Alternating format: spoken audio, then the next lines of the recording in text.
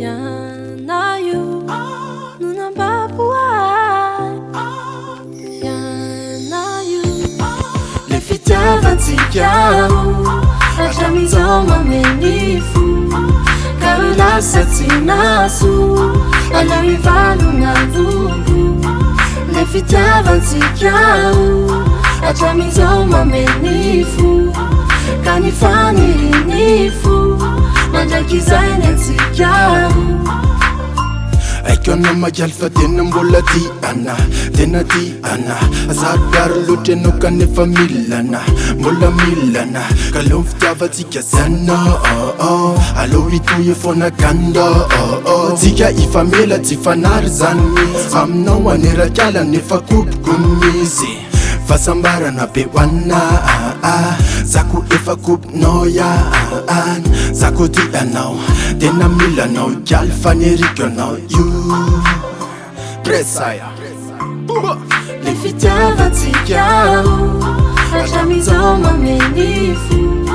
ka ro lasa tsy naso aleo ivalona voko le fitiavantsika hatramizao mameny fo ka ny faniriny fo mandraiky izay ny antsika eny apototsofinao zamikozipa fa tiako tsapanao fa tiako vonany amitsika tiako fantatra fa tsika zanao na vita vato fa tsy ifandao ka nizaniza hoe anjarany atsika tena tikanao zako milanao galy fanerikanao hoany vanatsika tena tikanao zako milanao galy fanerikanao Zatenarenao zany fefa nisany foa Zatenarenao zany fa tsika tsy fanahy Zatenarenao zany le fitiavantsika hatramizao mameny fo ka ro lasa tsy naso aleo ivalona voko le fitiavantsika hatramizao mameny fo ka ny faniriny fo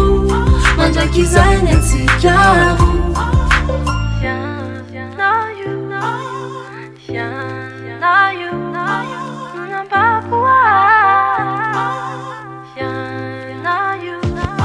le fitiavantsika